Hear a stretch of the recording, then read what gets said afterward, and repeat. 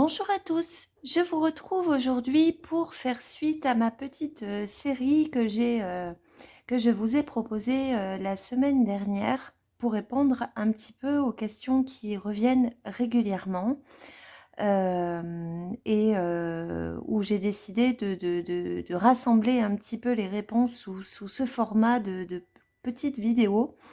Et quand je dis petite, ça va pas forcément être l'adjectif le plus adapté, en tout cas pour cette vidéo-ci, puisque je réponds à une autre question que celle de mes crayons de couleur dont je vous ai parlé la dernière fois, qui est celle de quel matériel tu retiendrais quand on commence à colorier ou pour un petit peu représenter les différentes choses que tu peux utiliser avec régularité dans tes coloriages.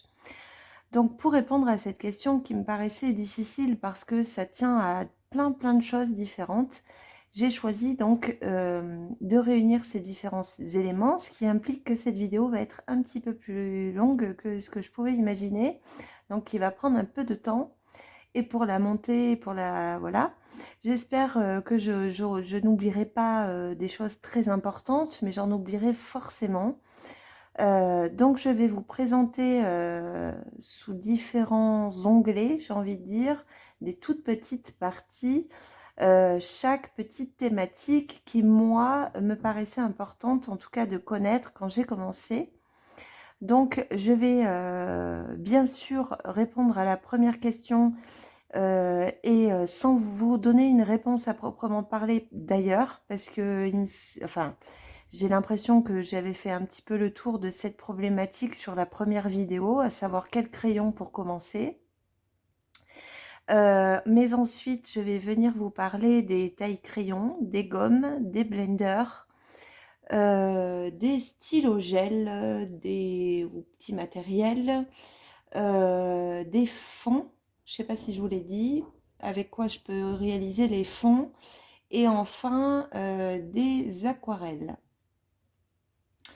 Donc forcément que je vais oublier des choses, mais pour moi, voilà, ça fait partie des éléments un petit peu incontournables pour commencer le coloriage.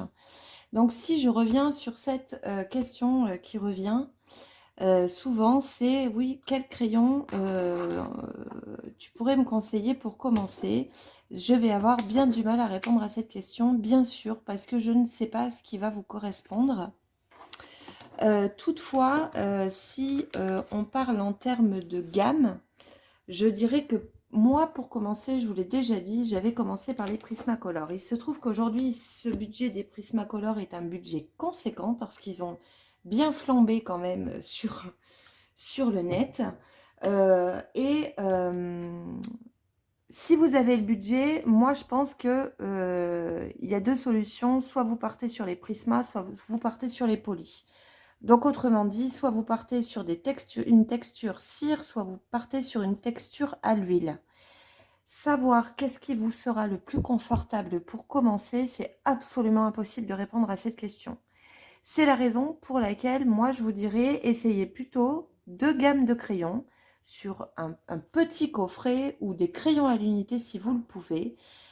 Une partie en crayon à base d'huile, une partie sur des crayons à base de cire. Parce que c'est tellement différent que moi je ne peux pas savoir ce qui vous plaira le plus.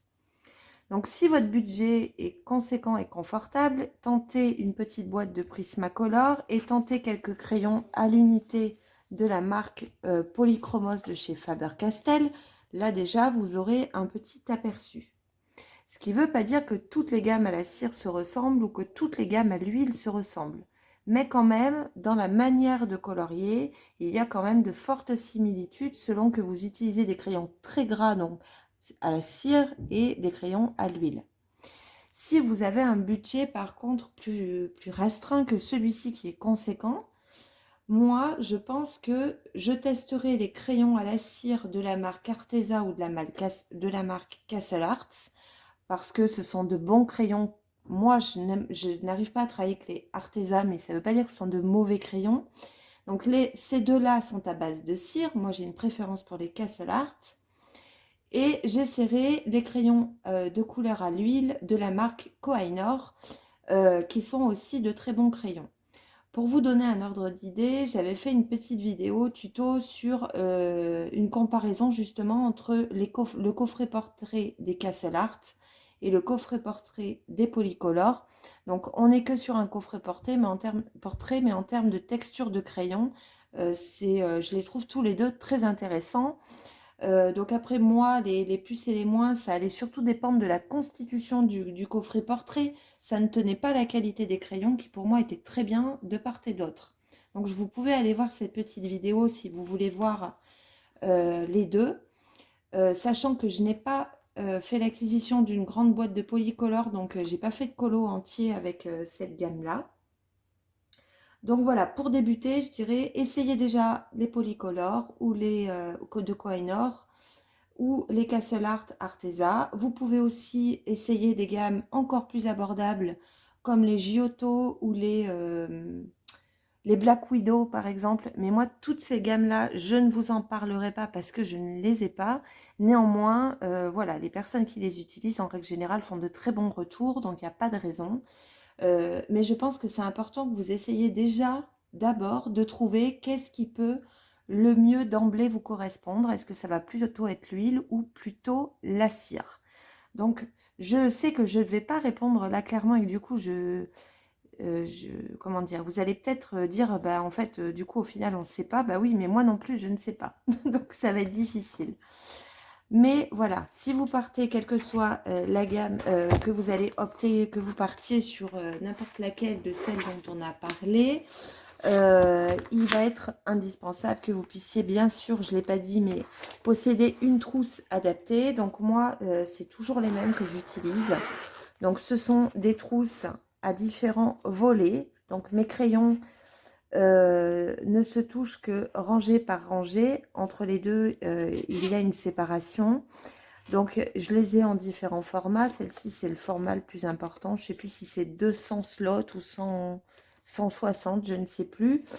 Et puis, vous avez les mêmes trousses avec une ouverture de moins.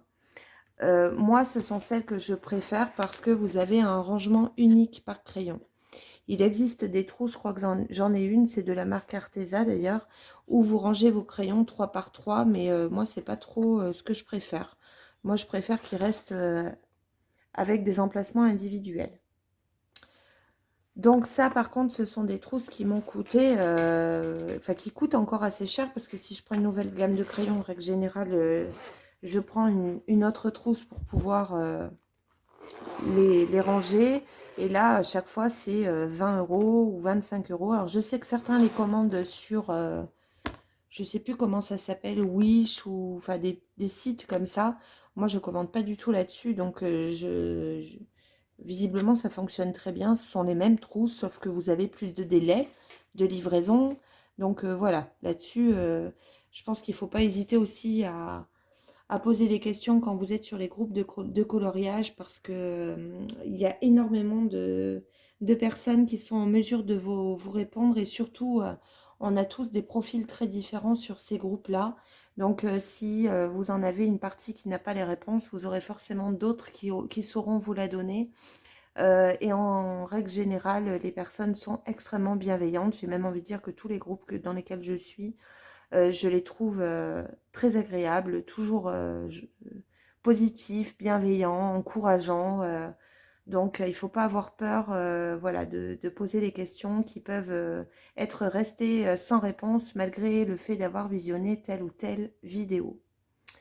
Donc, voici pour amorcer cette vidéo. Donc, comme je vous le disais, je vais essayer d'aborder différents points. Je ne ferai pas le tour complet de tout ce qui peut exister encore une fois.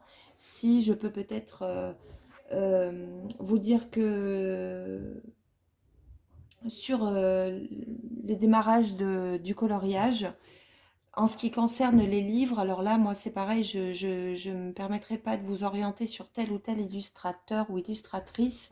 C'est très particulier, je trouve, très, très individuel.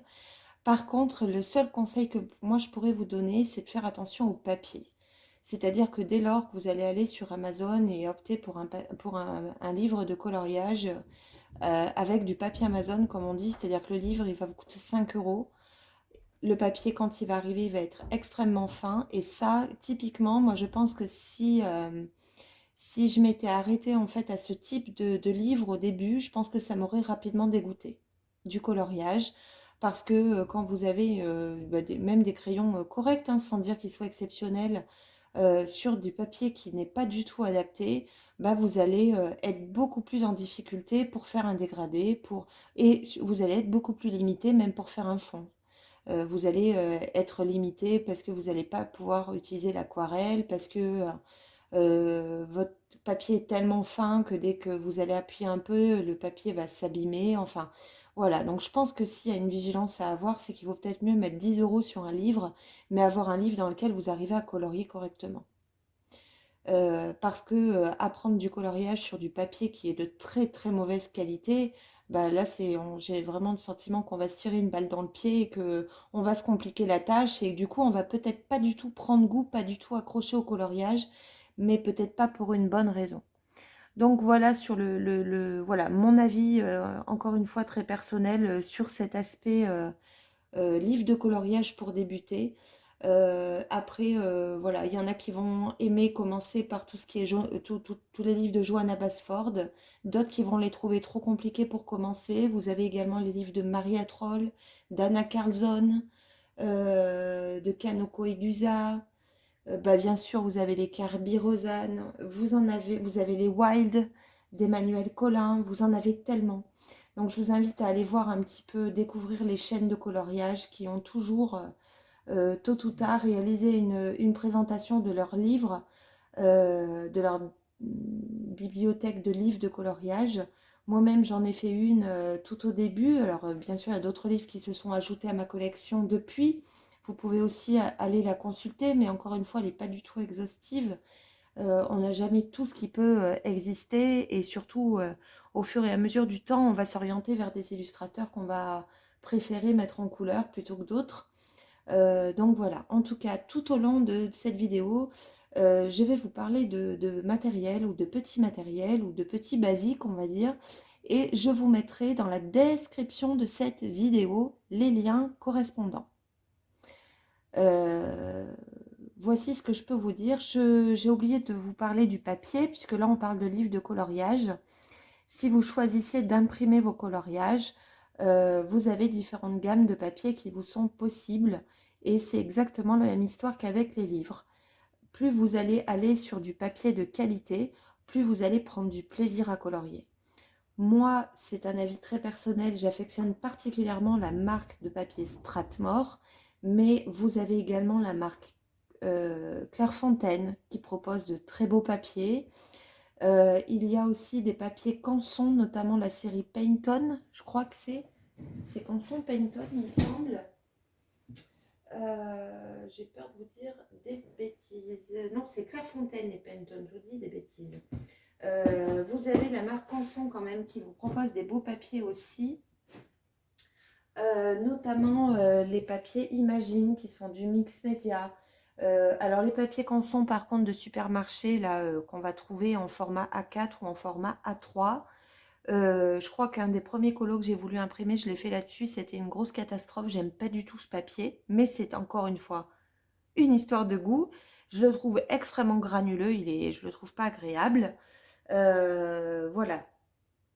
Donc faites attention aux papiers vers lesquels vous allez vous diriger parce que vous pouvez avoir de magnifiques crayons. Si votre papier il est pas adapté, ce sera compliqué de réaliser ce que vous souhaitez réaliser.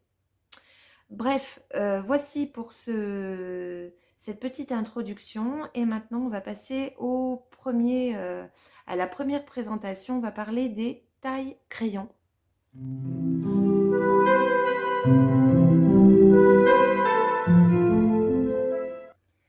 Alors, maintenant je vais vous parler donc dans cette partie des tailles crayons. Pourquoi? Parce que je trouve que c'est quelque chose qui est indispensable que de choisir un bon taille crayon quand vous vous lancez dans le coloriage et surtout quand vous allez commencer à investir dans des crayons de couleur de gamme de bonne gamme ou de gamme intermédiaire ou de gamme artiste.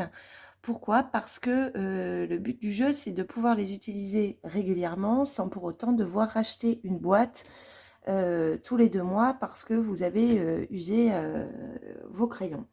Donc moi, quand j'ai commencé le coloriage, je ne me suis pas du tout orientée tout de suite vers des crayons, vers des tailles crayons scolaires. Bien sûr, puisque d'emblée, je me suis dit que c'était peut-être pas le plus adapté pour les crayons que je possédais, et à savoir les premiers, c'était les Prismacolor. Donc j'avais bien compris qu'effectivement, ce qu'on retrouvait le plus souvent dans les vidéos, dans les, comment dire, dans les conseils qu'on pouvait trouver, c'était d'investir, pardon, je le tiens à l'envers, dans le Tigal. Donc le Tigal, c'est un taille-crayon que vous retrouvez dans beaucoup de vidéos et dans ce que beaucoup d'entre nous utilisons. Pour ce qui me concerne, moi, c'est un crayon que j'utilise effectivement, mais pas dans n'importe quelle circonstance. Donc, vous avez sur ce taille-crayon que vous connaissez probablement, vous avez une petite molette avec différents numéros qui vous permettent d'obtenir une mine plus ou moins, non pas plus ou moins pointue, mais avec un bois plus ou moins dégagé.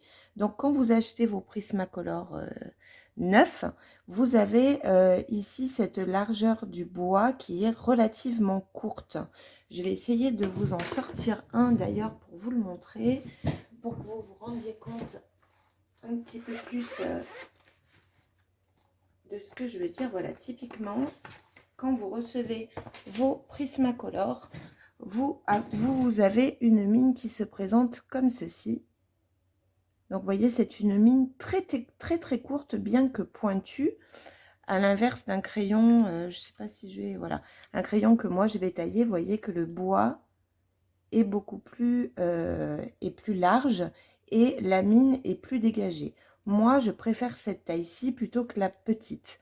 Mais le taille-crayon Tigal vous permet de conserver cette forme de taille selon le numéro que vous allez choisir. En l'occurrence, le numéro 1 vous permet de garder une mine très courte. Alors, moi, c'est un taille-crayon, je vous disais que je n'utilise pas n'importe quand. Je ne l'utilise que quand mon crayon est devenu très petit. Je vais probablement, voilà, typiquement, voilà un des crayons qui est complètement usé, que je ne peux quasiment plus utiliser, en tout cas que je ne peux plus tailler, y compris dans mon Tigal. Mais voyez, plus le crayon est petit et plus vous allez être en difficulté forcément pour aller sur un aiguiseur dont on va parler tout à l'heure. Donc là, quand vous avez un crayon même petit, vous pouvez utiliser le Tigal et c'est mon unique utilisation de ce taille-crayon. Pourquoi? Non pas qu'il taille mal, mais vous allez avoir effectivement une perte importante de sciure, si je peux le dire comme ça. Donc, si je taille, vous voyez, je vais prendre un crayon qui est un petit peu usé. Je vais prendre la taille numéro 1, justement. Et que je taille donc mon crayon.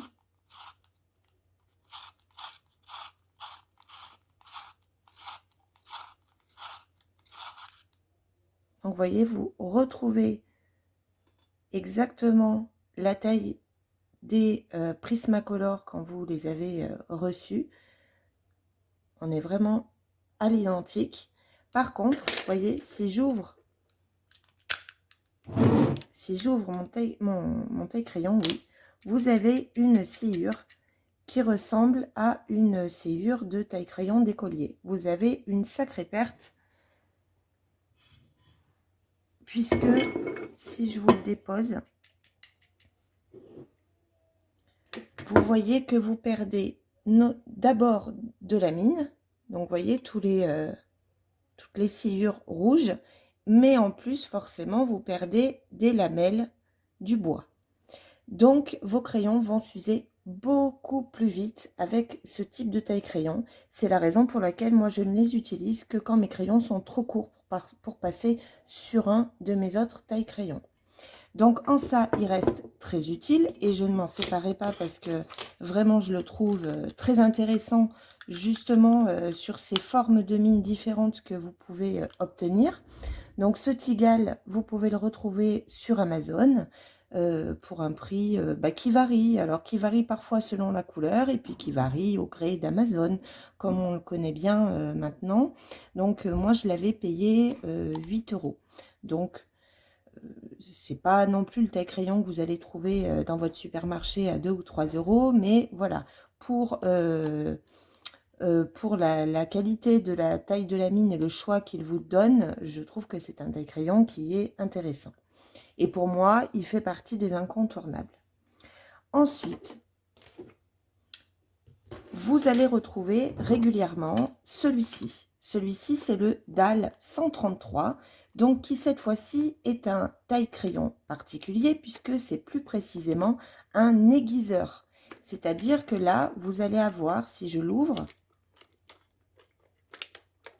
si j'y arrive, voilà, donc je vais déposer un peu partout, vous allez avoir, vous voyez, tout un mécanisme qui va venir plutôt râper le bois de vos crayons. Donc en ça, vous allez faire une économie considérable de vos crayons de couleur. Plus vous, même en les taillant vraiment beaucoup, vous allez quasiment pas perdre ou perdre un minimum du corps de votre crayon. Donc en plus de ça, vous voyez qu'il se démonte. Donc moi, je les nettoie régulièrement. Donc en général, je me mets plutôt au-dessus d'une poubelle. Et j'utilise une petite brosse, vous voyez, un peu rêche. C'est ça que j'utilise, qui est d'ailleurs bien usée, mais ça fait bien son travail. Et je vais tourner pour dévisser cette partie. Et là, je vais pouvoir... Bon, tant pis, je vais le faire sur la table, je nettoierai après. Je vais venir nettoyer le corps de mon taille crayon. Parce que si vous utilisez, je pense par exemple aux Prismacolor, qui sont des crayons à la cire très gras, au bout d'un moment, moi je trouve, si vous vous contentez de vider le bac, que je vais vous montrer ensuite, et de réutiliser en fait votre aiguiseur sans le nettoyer, au bout d'un moment, vous allez avoir un souci de taille, la prise du crayon se fera mal, vous allez un peu tourner la manivelle dans le vide, donc il est très important de le nettoyer régulièrement, donc ici, mais également ici, où encore une fois, si vous ne le nettoyez pas régulièrement, alors je dis pas qu'il faut le faire tout le temps, hein, ça va vous rester un sacré moment avant que vous ayez besoin de le nettoyer, mais vous allez avoir notamment la cire des crayons qui va venir s'incruster à l'intérieur du mécanisme ici et qui va bloquer le roulement. Donc moi en général, vous voyez, je fais ça. Alors, j'ai pris l'habitude de le faire à chaque fois que je change de coloriage. Donc, à chaque fois, en général, je change de gamme entre deux colos. Donc, à chaque fois, je nettoie le taille crayon que j'ai utilisé. Ce qui permet aussi de le préserver parce que là, on va être sur un taille crayon qui est un petit peu plus onéreux que votre Tigal. Donc là, il suffit que je le revisse. Je vais le replacer ici dans l'encoche.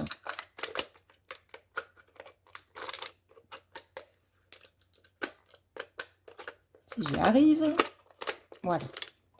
Et voilà, donc il est de nouveau opérationnel. Donc cet aiguiseur, vous voyez, il se présente comme ça. Vous allez pouvoir appuyer sur la molette, tirer, placer en tenant appuyé votre crayon qui va traverser votre toute cette partie-là pour aller dans le mécanisme où il va pouvoir être taillé. Donc en fait, ce bouton vient bloquer ici le crayon pour qu'il reste stable. Et ensuite, il vous suffit de tourner votre manivelle. Donc là, je l'avais taillé sous la forme du Prismacolor et celui-ci va me donner une taille un peu plus importante que vous avez toutefois la possibilité de régler ici avec la molette. Que vous le souhaitiez cette fois-ci très pointu, votre crayon, ou pas très pointu. Donc en général, moi, il est plutôt réglé pointu. Donc là, vous allez voir que le crayon va être beaucoup plus dégagé tout à l'heure. Et voyez qu'au bout d'un moment, vous sentez qu'il n'y a plus de pression dans votre manivelle. C'est ce qui vous permet de savoir que votre crayon est taillé. Et là, j'obtiens cette fois-ci une mine très dégagée, toujours pointue. Pour vous donner un ordre d'idée, on va voir cette taille-ci, ce que ça donne. Donc là, bien sûr que ce n'est pas juste la taille que j'ai faite, hein. Je vous en ai gardé un petit peu des tailles précédentes que j'ai pu effectuer. Donc là, vous voyez, vous avez de très très fines particules. Et là, vous voyez clairement la différence, puisque vous avez essentiellement du bois et quasiment pas de pigments de crayon. Donc si je le dépose à côté de ma soucoupe de tout à l'heure, où là vous avez le Tigal, le Tigal. Là, je vous mets un petit peu de sciure du DAL 133. Donc déjà, vous voyez bien la différence. Il n'y a pas photo. Et autre point important que vous avez dans ces aiguiseurs. Attendez, je vais remettre le socle. Donc que vous pouvez vider quand c'est plein, bien évidemment. Ici, vous avez une autre petite encoche qui vous permet, si comme moi vous avez un bureau fixe pour vos coloriages, de venir le fixer sur votre table. Ce qui fait qu'il est toujours fixe et il vous suffit ensuite de l'utiliser sans avoir à tenir forcément votre taille crayon. Alors, moi ça c'est un taille crayon que j'ai depuis le début, donc depuis un peu plus d'un an maintenant, qui fonctionne toujours très bien. Par contre, sur la stabilité de la table, même en serrant complètement ce support, il a tendance à bouger. Il manque un petit peu de stabilité. Le bac, je le remplis assez vite si je fais un coloriage. Et puis là, je trouve que parfois, il sert moins bien les crayons et il faut s'y reprendre à 2-3 fois pour qu'il soit bien enclenché.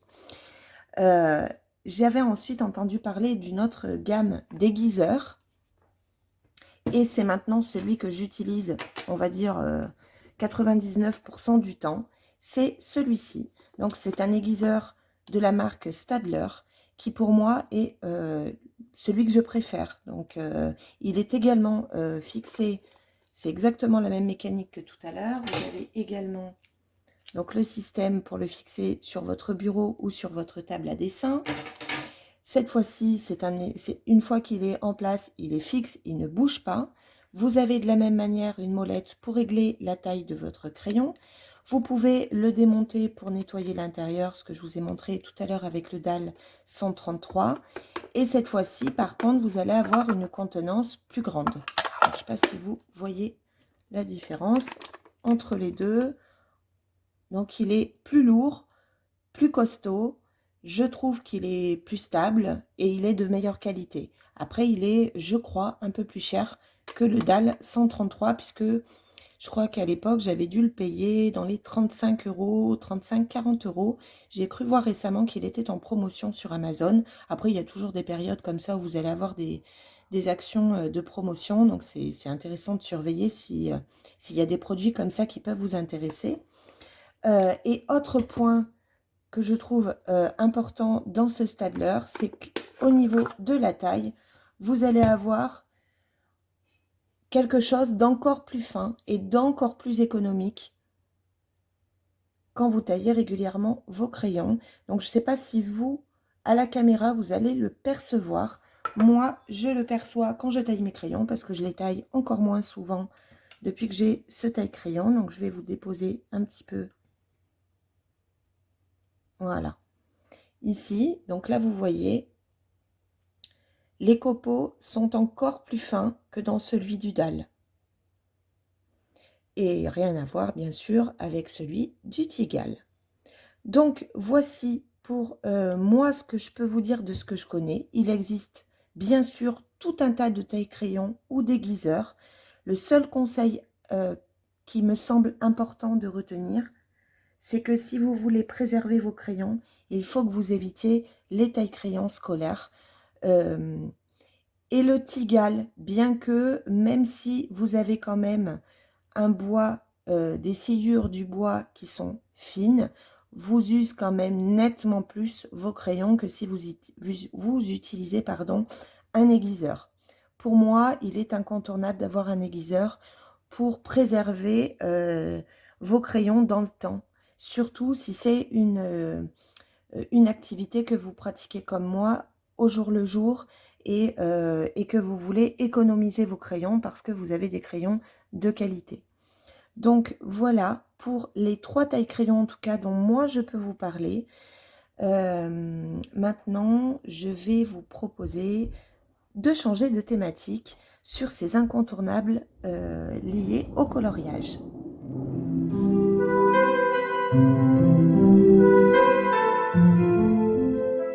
Alors maintenant, je voulais vous parler des gommes que j'utilise et qui, pour moi, quelle que soit celle que vous choisissiez, va être importante. Alors, j'en possède différentes sortes, comme vous pouvez le constater. Donc, je vous montre un petit peu dans l'ordre de mes acquisitions. Alors, si je commence, la première gomme que j'ai reçue, que j'ai commandée plus exactement, c'est la gomme électrique de la marque Derwent. Que vous voyez également souvent dans le matériel de coloriage de ceux qui pratiquent donc cette activité. Donc c'est une gomme électrique donc qui s'ouvre de cette manière ici. Donc vous avez un emplacement pour vos 2 piles. Alors sachant que moi je l'ai depuis quasiment le début et que je n'ai jamais eu à changer les piles. Après tout dépend bien sûr de votre utilisation, mais clairement vous n'êtes pas ennuyé, vous n'allez pas devoir les changer hyper régulièrement. Et ici, vous avez un embout qui vous permet de positionner votre gomme. Donc, vous voyez, vous tirez simplement dessus, ça se présente comme ça. Et à l'intérieur, vous placez votre gomme, qui est donc de forme cylindrique. Donc, vous la placez en laissant dépasser un petit peu celle-ci. Et simplement, vous venez replacer dans l'encoche votre embout, ce qui vous permet ensuite de l'utiliser. Donc l'avantage, vous voyez, si je l'allume, il vous suffit d'appuyer ici quand vous êtes sur votre illustration et vous avez le mouvement accéléré circulaire qui vous permet de gommer beaucoup plus vite. Cette gomme Derwent, vous pouvez bien sûr en trouver des recharges.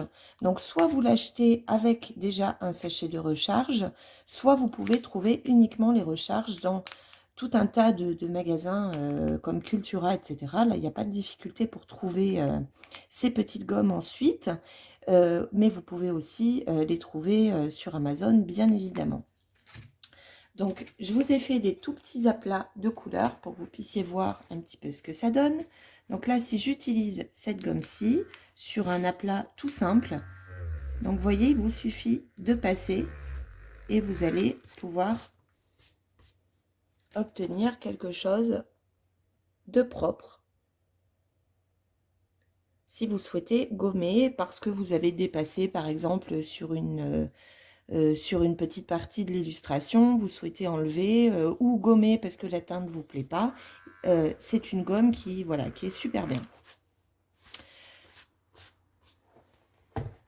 Par contre, c'est un petit peu le reproche que je pouvais lui faire. J'étais parfois un petit peu embêtée parce que comment dire, la forme de la gomme fait que vous ne pouvez pas non plus donner trop de précision à l'endroit où vous voulez gommer. Donc autrement dit, si c'est une toute petite zone, même en l'inclinant pour obtenir, pour être plutôt sur la tranche de la gomme, je trouve que c'est difficile d'avoir un trait fin. Enfin, ça va vous demander plus d'application, vous voyez. Donc, j'avais cherché pour une utilisation plus fine, plus précise, une autre gomme. Et donc, dans un second temps, je suis partie sur la gomme Mono Zero de la marque Tombow. Cette fois-ci, qui est une gomme extrêmement fine, qui n'est pas une gomme électrique. Donc, de la même manière, donc ça se présente pareil. Vous avez donc une gomme, comme vous le voyez ici, en bout, qui s'ouvre, je ne sais plus comment d'ailleurs. Je pense que c'est derrière. Voilà, vous l'avez ici. Donc, il vous suffit d'enlever l'arrière de votre capuchon. Et ici, donc je ne vais pas les enlever, mais vous avez votre recharge qui est à l'intérieur. Alors, si je replace mon crayon, il vous suffit d'appuyer à l'arrière comme n'importe quelle gomme pour faire ressortir votre embout. Et quand vous n'en avez plus, donc vous voyez, moi, ce tube petit en plastique que vous avez vu quand j'ai ouvert l'arrière, il est ici. Et la gomme vient à l'intérieur. Donc, je ne vais pas tirer dessus, mais je ne sais pas si vous voyez bien à la caméra. Vous voyez, la gomme vient se poser sur le petit embout en plastique ici. Et donc, ces gommes, vous pouvez également, je vais rappuyer pour la remettre tout simplement, vous en avez également des recharges que vous trouvez également dans des magasins comme Artéis, comme Cultura, où là, vous voyez, vous pouvez, avec votre tube qui est déjà intégré à la gomme, vous avez la possibilité de recharger votre stylo gomme. Alors, celle-ci, elle a un avantage et un inconvénient, je trouve. D'abord, c'est que l'avantage, c'est qu'elle est fine. Donc, cette fois-ci, si je le fais ici, vous allez pouvoir gommer. Alors, cette fois-ci, comme ce n'est pas électrique, bah, c'est comme une gomme classique, hein, c'est vous qui allez faire le boulot. Elle gomme très bien. Mais le fait de faire ce mouvement, vous voyez que vous allez avoir quelque chose d'un peu plus fin, mais qui pour moi n'était pas forcément encore voilà, super pratique. Et d'autant plus que le point faible, je trouve, de cette gomme, que j'utilise en fait essentiellement pour gommer le pastel. C'est-à-dire que par exemple, je vais faire une illustration et le fond, je vais le réaliser au pastel.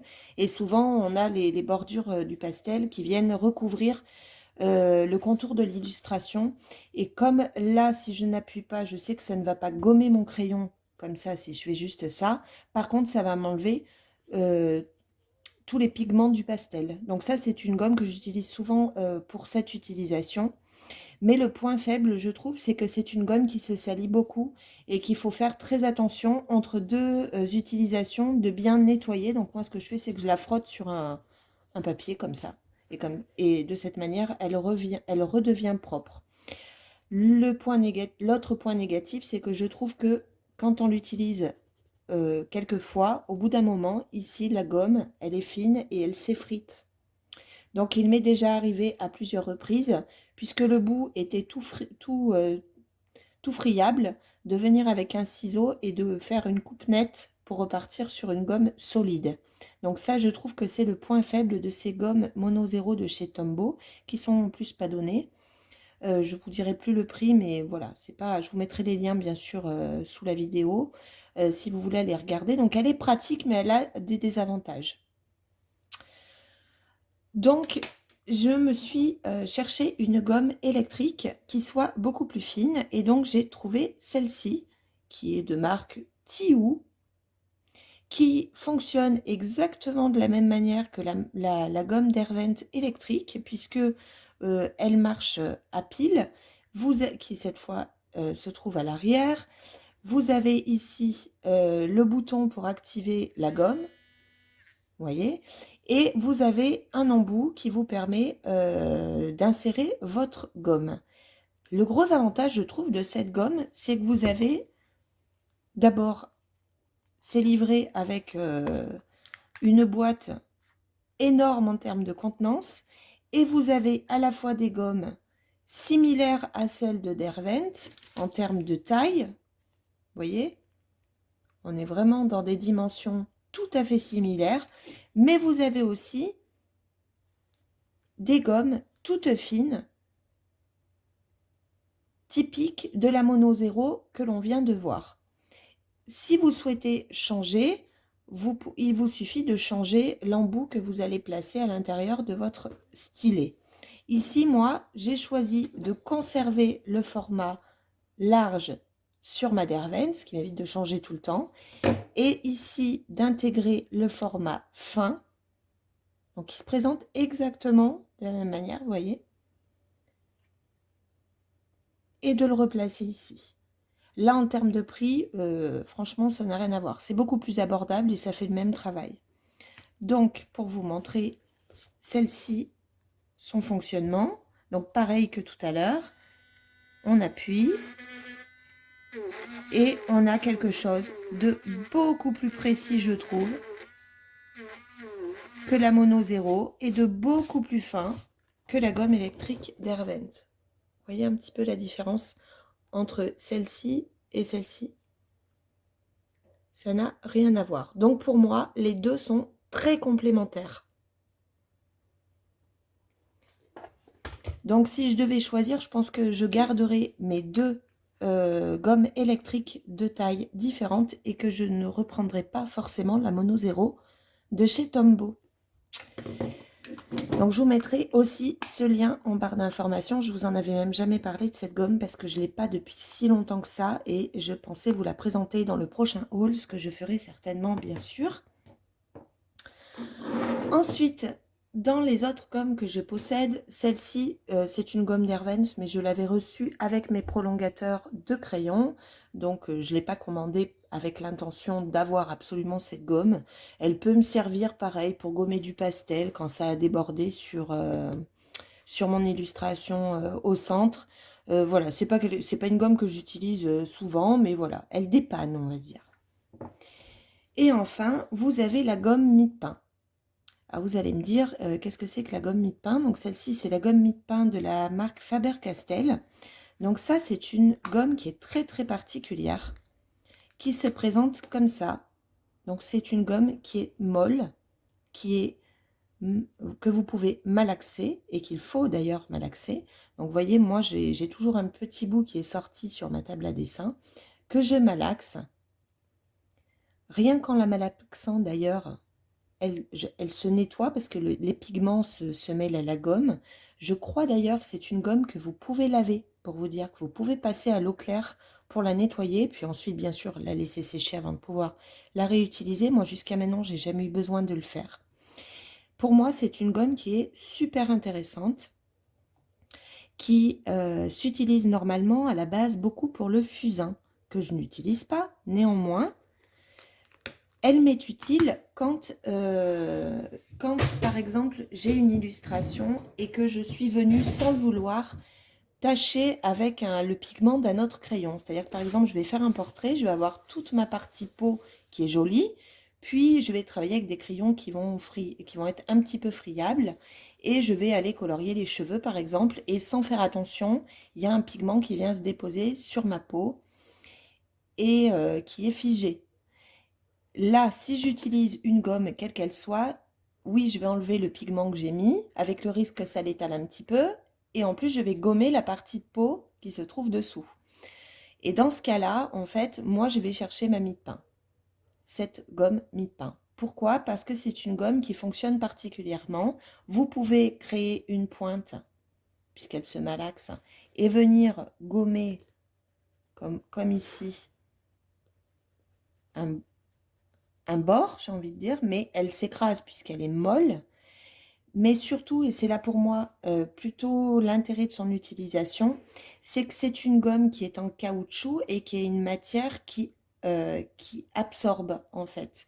Donc, il vous suffit de venir comme ça, vous voyez, vous entendez le bruit? Il vous suffit de venir tapoter la zone que vous souhaitez et cette gomme mie-de-pain vient absorber les pigments. Donc, c'est ce que j'utilise quand j'ai sali, par exemple, une zone de mon illustration. Rien qu'en tapotant, j'enlève le pigment qui est venu se déposer sur ma couche de crayon et c'est nickel. Mais vous pouvez aussi vous en servir pour éclaircir, vous voyez, une zone que vous avez coloriée uniquement en tapotant. Et vous voyez ensuite, sur la gomme, tous les pigments qui sont venus s'y déposer. Alors moi, cette gomme, je l'aime beaucoup.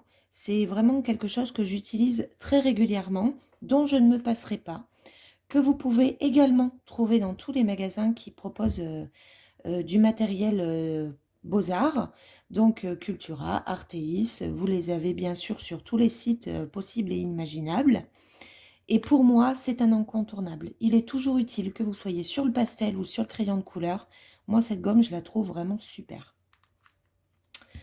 Donc, voici pour cette partie gomme. Donc, vous voyez, je vais vraiment découper la vidéo en plein de parties différentes, mais parce que je trouve ça plus simple de s'y retrouver. Donc, on a la mie de pain, la Tiwoo, qui est une gomme électrique fine ou plus épaisse. Si vous devez en acheter qu'une, franchement, achetez celle-ci puisqu'elle a les deux fonctionnalités, avec un embout fin ou un embout plus épais. Si, comme moi, vous n'avez pas envie de changer tout le temps et que vous l'avez peut-être déjà, la Derwent, elle reste très utile. Vous pouvez avoir les recharges sous cette forme-ci. Vous pouvez utiliser la Mono 0 si c'est une... comment dire, vous craignez un peu les gommes qui sont électriques et vous préférez en fait les utiliser manuellement, auquel cas la Mono 0 est très bien. Et voilà, je crois qu'on a fait le tour des gommes. Donc, voici pour cette partie terminée.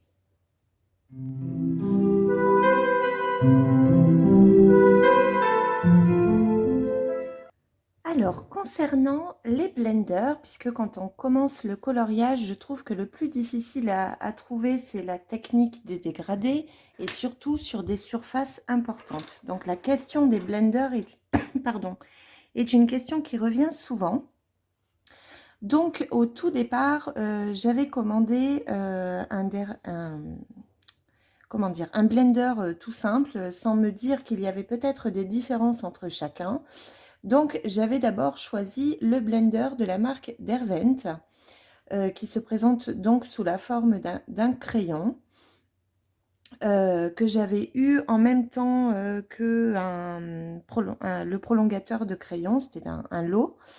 Et puis, il en existe un autre qui est le blender Prismacolor, que vous pouvez également trouver, qui s'appelle le Colorless, et qui est le PC 1077, qui se présente également sous la forme d'un crayon. Je crois d'ailleurs que je dois avoir ces deux-là qui sont tout neufs, puisqu'ils ne sont pas taillés, mais je ne sais même pas si j'en ai un qui l'est. Ah bah oui, le seul que j'ai jamais utilisé, qui est celui-ci, le 1077. Donc vous voyez que celui-là, je l'avais utilisé pas mal, surtout à mes tout débuts. Et dans mon souvenir, je l'avais beaucoup utilisé dans le livre Ivy et le papillon d'encre, là sur ma première double page. Donc il y a celui-ci. Vous avez également le blender Caran d'Ache qui n'a pas tout à fait la même forme. Donc certes c'est un crayon, mais au toucher on sent qu'il y a quelque chose de très lisse et de très différent d'un blender classique. Et en général, ils sont vendus par lot de 2. Donc, pour ceux-ci, vous pouvez, les Caran d'Ache, vous pouvez les trouver. Moi, je ne les ai pas dans mon Cultura, mais ils sont chez Arteis. Ils sont bien sûr sur Amazon. Le blender Derwent, vous pouvez le trouver chez Cultura et chez Arteis. Et par contre, le Prisma, je crois que je l'avais commandé, moi, j'ai pas de crayon à l'unité Prismacolor dans mon environnement. Et puis, vous avez également l'essence sans odeur. Donc, moi, j'en ai deux sortes. Chez l'essence sans odeur, Sennelier, relativement connue. Alors après, il y a différentes marques. Hein. Je ne pense pas qu'il y ait de grande différence. Vous pouvez aussi, je crois, utiliser le White Spirit sans odeur. Et j'ai également ce petit pot qui est une éponge, en fait, imbibée d'essence. Et qui est parfumé du coup à l'orange, qui se présente comme ça. Donc c'est une grosse éponge qui fait tout le pot et que vous pouvez réhumidifier avec cette recharge là. Donc au final, je crois que j'ai dû m'en servir une seule fois de l'essence et c'était sur un test pour voir l'effet que ça faisait. Je ne les ai jamais utilisés dans un quelconque coloriage. Donc là, en fait, tout ce qui est vide, c'est ce que j'ai c'est avec ça que j'ai humidifié mon éponge. Alors maintenant, pour pouvoir voir un petit peu ce que donnent ces différents blenders, je vous ai préparé des petites des petits cercles avec un petit dégradé qui n'est pas très travaillé. Donc j'en ai gardé un que je n'ai pas fait pour le faire avec vous, pour vous montrer. Donc en général, là, en général, on utilise au moins 3 crayons de couleurs différents pour travailler le dégradé. J'ai choisi volontairement plutôt quelque chose qui pourrait s'apparenter à une teinte peau, puisque il me semble que sur les surfaces importantes, c'est plutôt là qu'on va aller chercher le blender quand on est un peu en difficulté. Donc pour ça, j'ai choisi 4 crayons Prismacolor. Tout d'abord le 945, le terre de Sienne, le 943, l'ocre brûlé, le pêche, le 939 et enfin le beige, le 997. Donc je vais faire le 4e avec vous et ensuite on pourra tester les différents blenders que j'ai pour que vous puissiez voir la différence entre chacun. Alors, tout en gardant à l'esprit que chaque crayon réagira différemment au blender que vous allez utiliser. Donc là, c'est un parti pris, j'ai choisi le crayon Prismacolor, mais c'est valable avec n'importe quel autre crayon de couleur, bien sûr. La différence que vous allez pouvoir observer sera essentiellement sur la persistance des pigments à l'application des blenders. Les pigments vont plus ou moins s'atténuer selon la gamme du crayon et selon le blender que vous allez utiliser. Donc là, vous voyez, je suis partie de la teinte la plus foncée à la teinte la peau claire. Vous voyez que je ne travaille pas du tout le dégradé.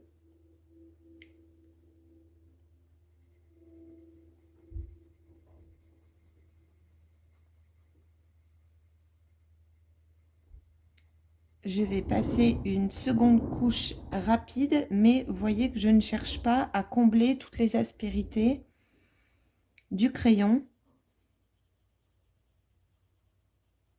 puisque mon but c'est de venir justement les effacer avec l'aide des blenders. Quand je fais un coloriage classique, aujourd'hui je n'utilise plus du tout de blender, je travaille uniquement à sec. En fait, j'aime pas du tout utiliser les blenders où c'est très rare et quand j'en utilise un, je vous le dirai, je vous en reparlerai tout à l'heure, ça va être uniquement le blender Caran d'Ache.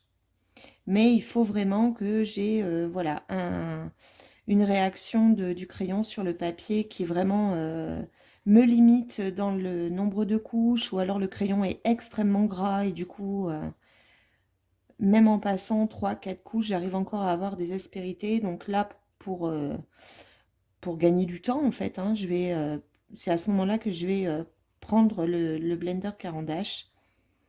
Mais encore une fois, maintenant, je me rends compte que je les utilise quasiment plus du tout.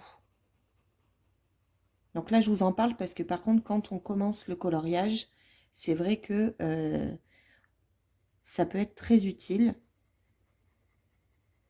Et puis ensuite, avec le temps, quand on arrive à mieux travailler ses dégradés, la technique des couches, à force, en fait, ça devient moins utile, je trouve. Bien que certains continuent de les utiliser très longtemps. Alors, donc, voici pour ces petits dégradés rapides. Alors, je vais essayer de zoomer un peu plus pour que vous puissiez bien voir qu'il y a donc toujours des aspérités partout. Donc, forcément, c'est pas tout à fait les mêmes parce que je ne cherche pas à faire quatre dégradés identiques. L'objectif n'est pas là. Alors, si je commence par le blender Derwent, en fait, c'est celui que je n'ai quasiment jamais utilisé. Je ne l'aime pas du tout. Je trouve qu'il gratte beaucoup le papier. Donc, pour moi, il n'est pas agréable à utiliser. Donc, je vais vous montrer, par exemple, sur celui-ci. Je ne sais pas si vous écoutez le bruit.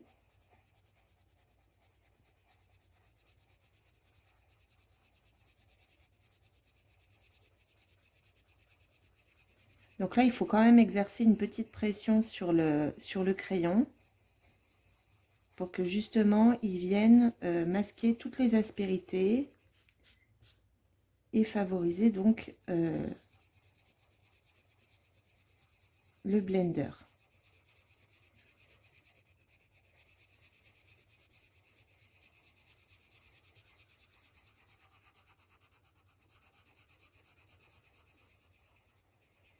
Donc là, il n'y a pas de technique particulière. Moi, je sais que, enfin, je fais plus en cercle. Donc, vous voyez, il y a un petit peu de dépôt, mais pas grand-chose. Alors moi, c'est, voilà, c'est pas que le blender fonctionne pas, hein, il fonctionne bien. Mais par contre, il gratte. Je crains beaucoup les crayons qui grattent le papier. Donc là, on voit bien déjà la différence entre celui-ci et celui-ci. Pour ce qui est du blender Prismacolor, donc le colorless, le PC 1077, du coup il est même sale, je sais même pas la dernière fois que je l'ai utilisé. Donc c'est un blender qui est forcément en forme de crayon que vous taillez dans n'importe quel, donc je le nettoie en frottant. Vous pouvez tailler dans n'importe quelle taille crayon, bien sûr. Donc là je vais faire celui-ci. Donc là il gratte beaucoup moins, je trouve. Ça n'a rien à voir. Déjà il est beaucoup plus agréable.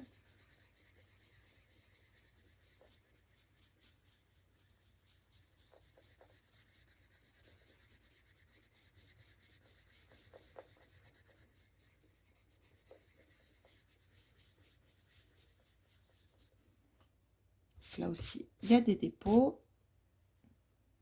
Mais voilà, je trouve que il gratte moins, il fonctionne tout aussi bien. Donc, c'est, voilà. Je pense que dans les crayons, moi, c'est celui-là que je choisirais sur des crayons qui font Blender. Ensuite, il y a donc le Caran d'Ache. Donc, le Caran d'Ache, je vais vous le faire ici. Donc, qui se présente, je vous l'ai montré tout à l'heure, sous cette forme. Il est un peu plus gros et un peu plus long que les autres. Donc là, pareil, quand vous le recevez, il est pas taillé. Donc moi, je le taille si je souhaite l'utiliser. Pas en pointe, pas en très très pointu, ça n'a pas d'intérêt. Et donc, là, ça ne gratte pas du tout.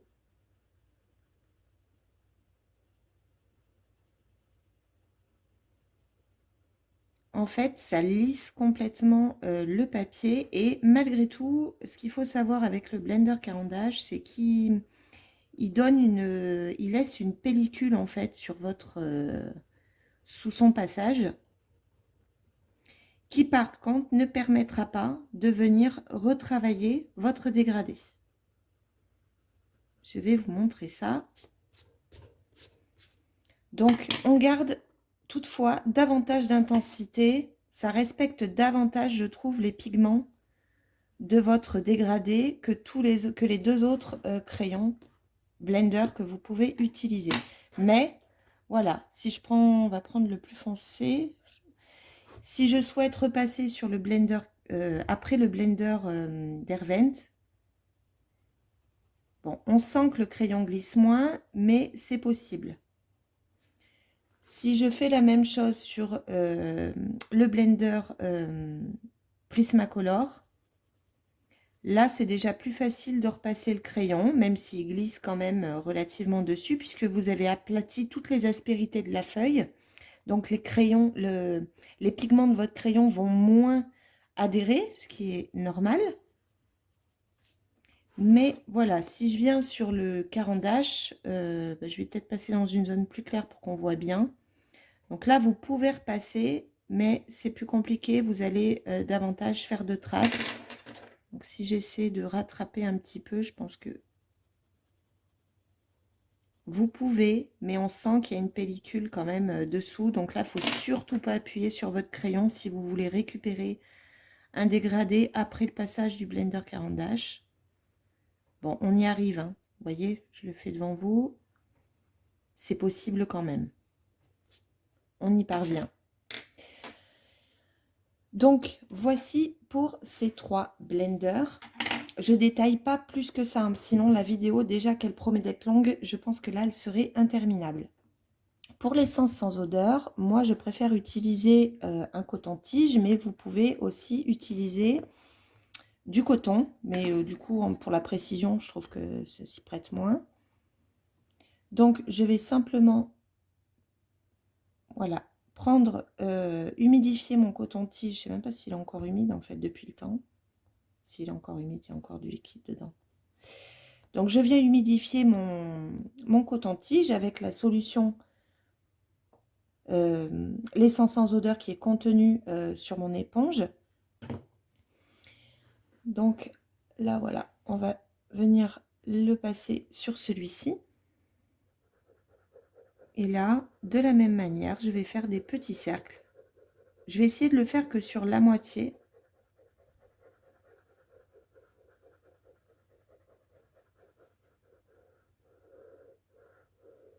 Donc là, c'est assez magique, hein. Vous voyez, il n'y a plus du tout de traces. Plus du tout. Donc ça, c'est sûr que c'est super agréable.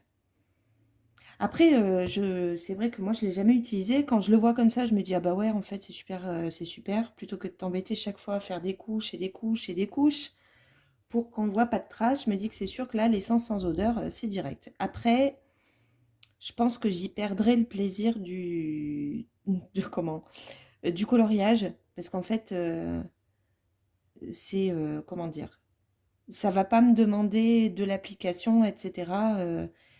C'est presque trop facile. Quand je fais un portrait, mon but, c'est pas de le finir très vite, c'est d'arriver à juste avec des crayons de couleur à un résultat où il n'y a pas de traces, sans forcément utiliser des choses qui vont m'aider, comme de l'essence sans odeur ou un blender.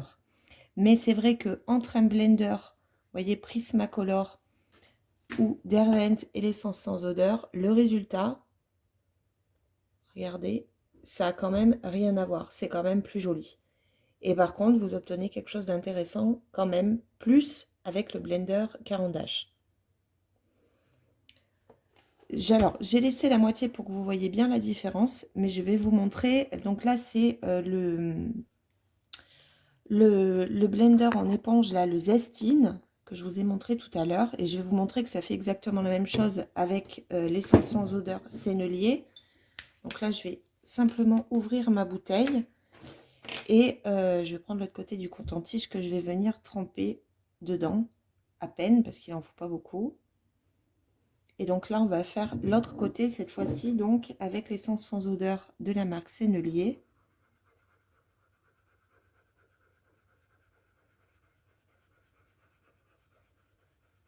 Donc, vous voyez qu'on obtient la même chose.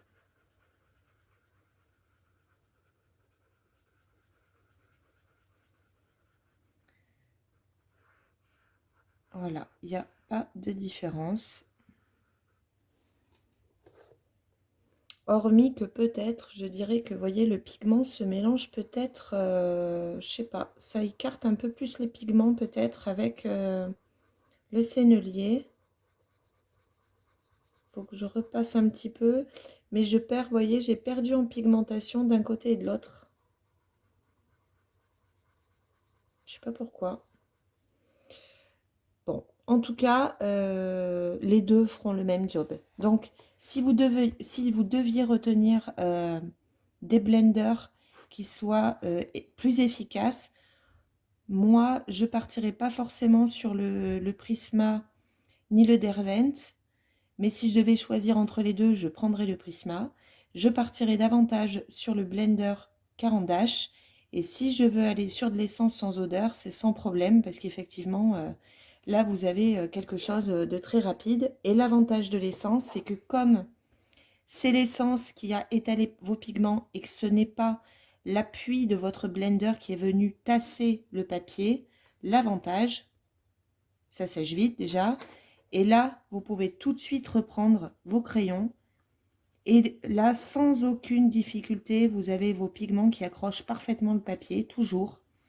Vous pouvez beaucoup plus facilement venir retravailler votre dégradé. Plus facilement que si vous repassez après un blender en crayon. Donc ça, j'ai envie de dire que c'est le point fort. Là, c'est un peu marqué, mais parce qu'il n'était pas tout à fait sec. Si vous attendez bien que ça sèche, franchement, je trouve que l'essence sans odeur, c'est ce qui vous permet davantage de retravailler votre dégradé ensuite.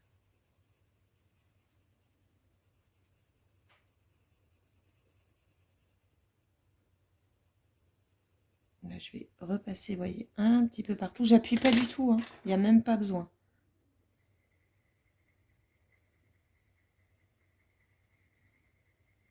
voyez, rien qu'en repassant sur les couches, on arrive à accentuer en fait le dégradé. Sans du tout appuyer, ça glisse tout seul sur le papier. Donc, c'est super pratique. Donc, voici pour cette petite partie sur les blenders. Maintenant, on passe à la petite séquence suivante.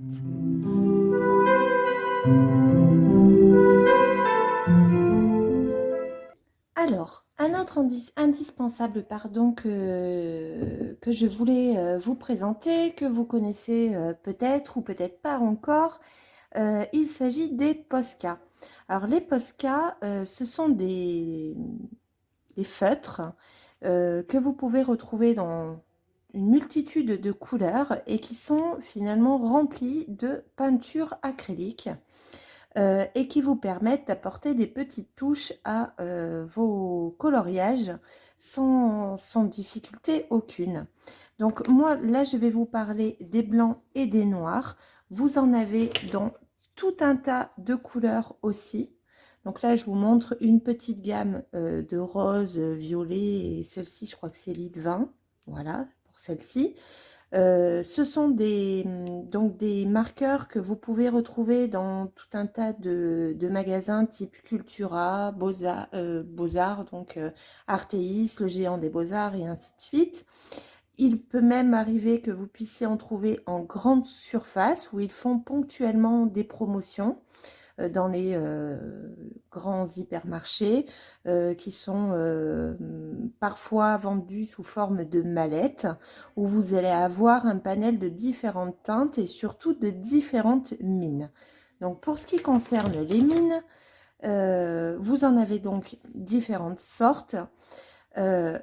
La plus fine, c'est ce qu'on appelle la mine 1MR. Donc moi, c'est la mine que je préfère utiliser, mais c'est un avis qui n'est pas forcément partagé par tout le monde.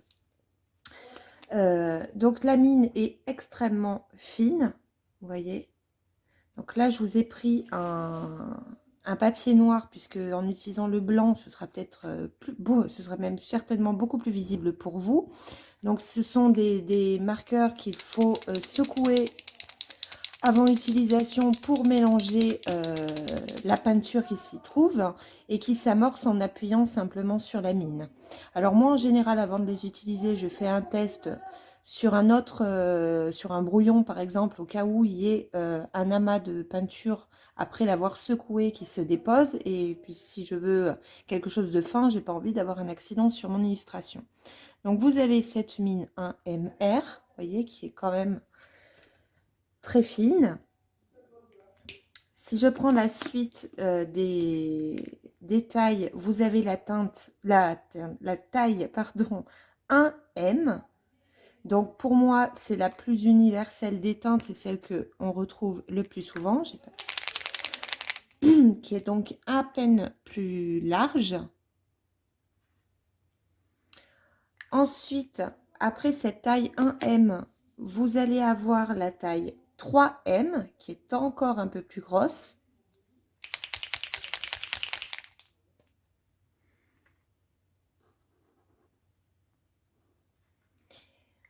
Ensuite, vous allez avoir la teinte 5M.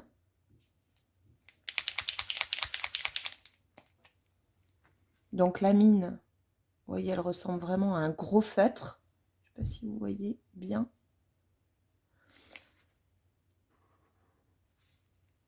Et ensuite, il existe en taille 8K que moi, je ne possède que dans ma teinte noire que je vais utiliser pour réaliser des fonds noirs sur mes coloriages. La mine étant beaucoup plus grosse, ça me permet d'aller très vite, même si je vais l'utiliser conjointement avec une mine plus fine pour contourer les parties de mon illustration pour éviter de déborder. Donc pour celle-ci, je vais aller sur un papier blanc parce que puisque c'est du noir, sinon vous ne le verrez pas. Donc c'est toujours le même fonctionnement. Donc vous voyez que là, l'épaisseur de la mine n'a absolument rien à voir. Donc si je vous le fais là, Vous voyez que vous avez une largeur bien plus importante. Pourquoi pour moi, je ne vous détaille pas plus hein, les Posca.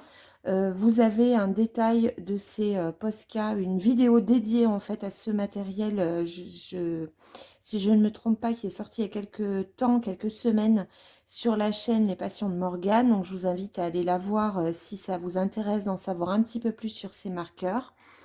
Moi, je viens simplement voilà, vous dire que ce sont des marqueurs qui sont pour moi indispensables dans le coloriage. À minima, le noir et le blanc, parce que vous pouvez apporter des touches lumineuses dans vos colos en faisant des petits points que je vais vous faire ici, par exemple. Voilà, vous allez apporter un petit peu de luminosité. Vous pouvez aussi faire des petits traits sur certaines zones que vous souhaitez être lumineuses, par exemple sur une feuille, et ainsi de suite. Sur la partie la plus claire, ça peut accentuer cet effet éclairci.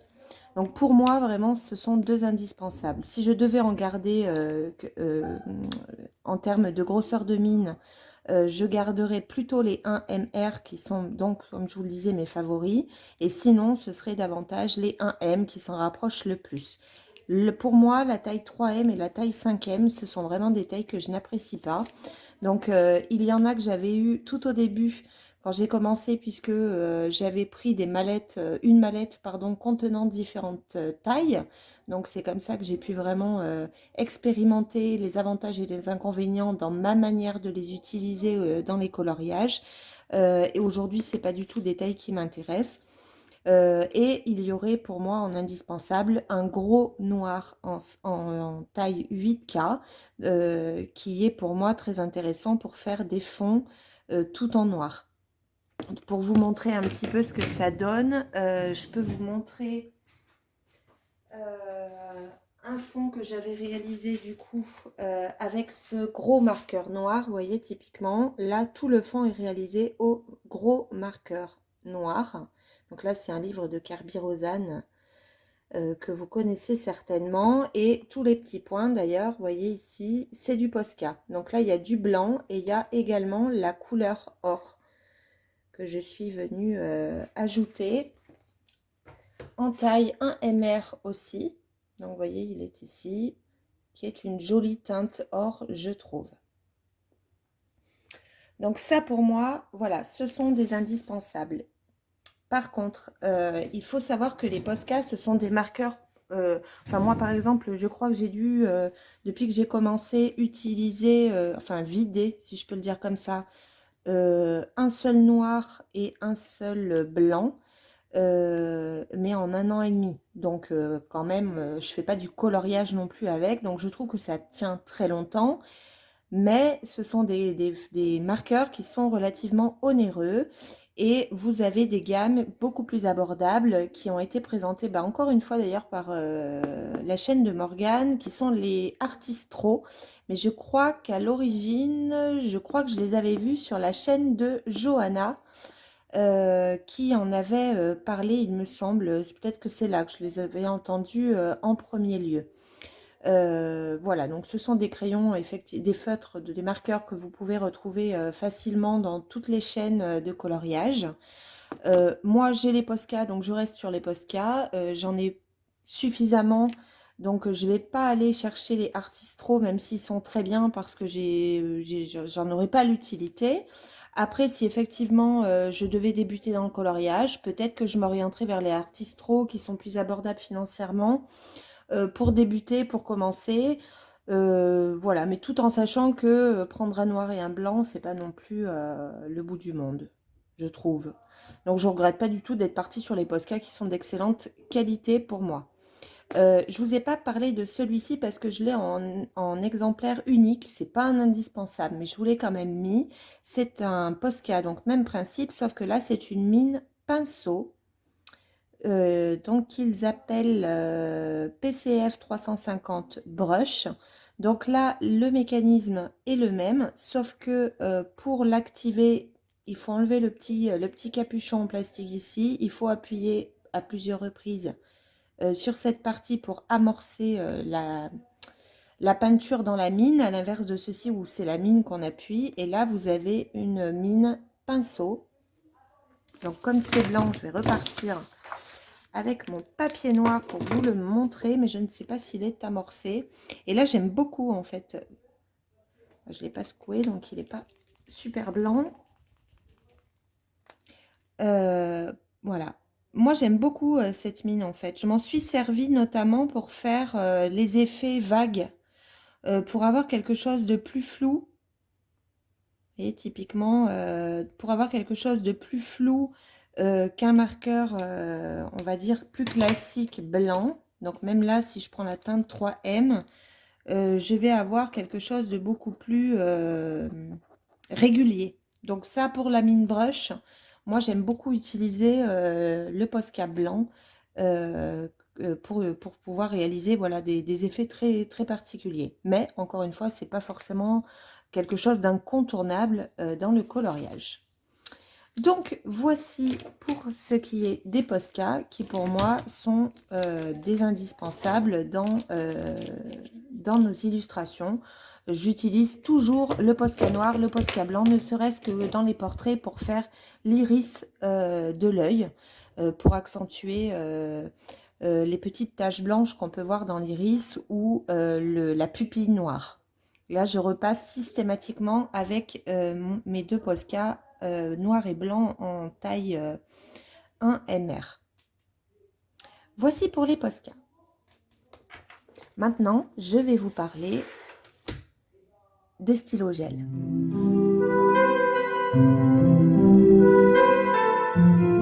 Alors, les stylos gel, franchement, je les utilise quasiment jamais. Donc, les premiers que j'avais achetés, c'était les stylos gel, je crois, de la marque Action. Je les avais achetés là-bas, qui étaient disponibles alors en différentes versions. Donc, il y avait un lot qui était... vous retrouviez des teintes pastel, des teintes néon qui sont beaucoup plus intenses, un peu fluo, un peu pailleté, mais très franchement, je les utilise jamais, je les trouve pas extraordinaires. Pour le peu que que je les utilise, bon, ils suffisent, vous voyez, je les ai gardés, mais on va pas retrouver en plus comment dire, un débit de l'encre qui va être très régulier. Donc ça va pas forcément être des crayons que je trouve très agréables à utiliser, bien que sur des toutes petites zones, pour moi, ils suffisent. Par contre, j'avais investi sur deux autres gammes de stylo gel. Tout d'abord, les signaux Uniball. Donc, j'en ai plusieurs. Je ne vais pas tous vous les sortir, mais j'ai l'or, le gris pailleté, donc l'argent. J'en ai un vert, un rose, un orangé jaune et enfin un violet. Donc là, ce sont les signaux Uniball qui sont tout de même de bien meilleure qualité que ceux qu'on peut retrouver à Action. Ils sont beaucoup plus intenses. Je ne sais pas si on voit bien à la lumière. En tout cas, si la caméra ne vous renvoie pas forcément la bonne intensité, ils sont bien plus intenses. La mine glisse toute seule. Donc vraiment, ces stylos gel là, alors ils sont pailletés, mais ils sont super, vraiment super jolis. Et puis ensuite, vous avez encore une autre marque qui est la marque des Sakura Jelly Roll. Là, pareil, j'ai un lot de différentes teintes que j'avais acheté dans mon magasin Arteis. Bon, je vous les sors pas tous, mais j'en ai plusieurs qui sont, eux, ben, très différents. Donc, moi, j'en ai des pailletés, d'autres qui, pardon, ne le sont pas. Là aussi, vous avez une très belle intensité de nuances, je trouve. Avec le recul, je dirais qu'en stylo gel, si je ne devais en retenir que certains, je pense que ce serait très certainement les Jelly Roll. Le souci de ces Jelly Roll, c'est qu'ils sont relativement chers par rapport en fait à ce que c'est. Ça reste des stylos gel. Mais voilà, quand vous les achetez, on voit bien à travers l'encre à l'intérieur est vraiment pleine, j'ai envie de vous dire. À l'inverse, alors je vais pas en avoir sous les yeux de transparent. Vous avez, voilà, c'est beaucoup plus épais, beaucoup plus important dans le volume. Comparativement même à un stylo gel de chez Action. Alors, je sais pas si ça se voit bien, mais à l'intérieur, le tube qui contient l'encre est super fin et beaucoup plus court que ce que vous pouvez retrouver. Donc, je pense que c'est des crayons qui doivent s'user super vite. Mais encore une fois, pour ce que tout dépend de votre utilisation. Moi, ça me suffit. Après, là, je suis plus dans le plaisir de l'intensité de la teinte et de la qualité en fait de l'encre. Donc c'est ce que j'aime beaucoup dans les Jelly Roll et c'est ce que moi je préfère. Pour ce qui est par contre d'une autre gamme, c'est ma gamme, on va dire, la plus originale. Et parmi eux, il y a celui que j'utilise dans énormément, encore une fois, de mes coloriages. Donc je vous sors le petit set que j'ai, qui est ici. Et il m'en manque un qui doit être là. Voilà. Ce sont les stylos gel de la marque Pentel hybride dual métallique. Donc en fait, c'est... tiens, il y a un signaux, je me suis trompée. Ce sont des stylos pailletés qui ont la particularité, je me mélange, décidément ils se ressemblent, qui ont la particularité d'avoir une double teinte selon la luminosité que vous allez apporter sur votre coloriage. Donc par exemple celui-ci qui est une teinte, alors je ne sais jamais où il le marque, ici. Donc là c'est une teinte orange plus métallique yellow. Donc vous voyez, si ici je vous fais...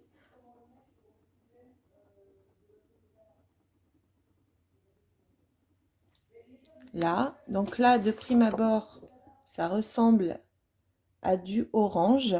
Mais si j'incline à la lumière, je vais avoir plutôt une teinte jaune. Donc moi j'avais acheté un lot en fait sur Amazon d'ailleurs qui contenait donc l'ensemble de ces teintes. Pour moi ce sont les plus jolis stylos pailletés sans aucune hésitation. Et d'ailleurs celui que j'utilise dans énormément de coloriage et que j'ai d'ailleurs racheté parce que il y en a un que j'ai quand même réussi à vider. C'est l'hybride dual métallique couleur or. Pour moi, c'est le plus pailleté de tous les crayons gel que je peux posséder et que j'adore. Il est absolument magnifique, ce crayon gel. C'est vraiment, pour moi, le plus joli de tous. Et si de tous les crayons gel, je devais en garder qu'un, très sincèrement, ce serait celui-ci. C'est évident. Il est intense en paillettes. Il s'applique très facilement, donc c'est un très très très beau stylo gel. Donc voici pour ce petit matériel. Et je ne peux pas vous parler des stylos gel ou des encres un peu particulières sans vous parler des stylos blancs. Donc là, de la même manière, quand j'avais débuté le coloriage et que j'avais commencé à découvrir quelques chaînes de coloriage, j'avais d'abord trouvé un stylo gel qui revenait tout le temps. C'était le Uniball Signo. Donc on est toujours sur la même série mais avec une mine beaucoup plus grosse. Et voilà, c'est celui qu'on retrouvait dans la plupart des chaînes de coloriage. Donc c'est le premier que je me suis acheté, celui-ci en stylo blanc. Mais j'ai un gros problème, c'est-à-dire que, je ne sais pas si on va bien le voir. Vous voyez, regardez. Ça, la mine, en fait, la petite roulette qui se trouve au bout de la mine, elle, je ne sais pas si c'est qu'elle roule pas ou que l'encre ne se déverse pas sur elle, mais il y a toujours un problème avec ces uniballs. Donc, vraiment, ils sont pas donnés en plus. Donc, c'est pas du tout finalement des feutres blancs, des stylos blancs que je recommanderais. J'ai l'impression que je suis pas la seule à avoir des difficultés avec ce crayon-là. Ensuite, du coup, comme j'étais dans les petits uniballs que je vous ai montré tout à l'heure, j'avais pris le petit uniball blanc. Là, il est pas, il est bien, mais il n'est pas très intense. Donc, il glisse beaucoup mieux par contre que le gros. On est bien d'accord. Il marche quand même très bien. Ensuite, j'avais essayé un autre qui était le hybride Milky. Donc, toujours de chez Pentel. Celui-là, je l'avais trouvé à l'unité chez Cultura. Je me suis dit, tiens, je vais essayer. Il est beaucoup plus fin et du coup, bon, il glisse beaucoup mieux quand même que le gros Uniball, mais le blanc est beaucoup plus fade déjà que l'autre Uniball classique. Et enfin, et là c'est celui que je préfère, c'est le stylo gel blanc Jelly Roll. En revanche, moi, il existe en plusieurs tailles de mine. Moi, j'ai la taille 0,8. Et mon préféré, c'est le 10. C'est la taille numéro 10 parce qu'il est beaucoup plus fluide, on va dire, à l'utilisation. Mais déjà, celui-ci, il est super. Voilà, c'est le plus intense pour moi des 3. Des 4, si je compte le gros Uniball Signaux, là, qui marche pas. C'est le blanc le plus intense de tous ceux que j'ai pu essayer. Donc, c'est vrai que maintenant, à portée de main, si je garde un stylo blanc, ce sera forcément le Jelly Roll. Alors, vous allez me dire quelle est la différence avec le Posca 1MR. Pour moi, oui, dans le Posca, on a de l'acrylique. Là, on a de l'encre. Moi, j'ai une préférence quand même pour le Posca. Mais si je veux apporter, changer un petit peu ou apporter des nuances un petit peu différentes et moins intenses que de l'acrylique, je vais plutôt choisir mon Jelly Roll. Donc voilà pour ce qui concerne les stylos gel et les stylos blancs. En tout cas, ce que moi j'en dis, hein, c'est bien sûr, vous allez avoir 10 personnes qui colorient et vous pouvez avoir 10 avis différents. Encore une fois, on est sur ma conception de ce qui est important d'avoir quand on commence le coloriage ou quand on colorie, tout simplement. Ça reste un parti pris, encore une fois. Il ne s'agit pas de vous transmettre aujourd'hui une vérité, mais simplement de vous donner mon avis sur ce sujet. On passe à la prochaine partie.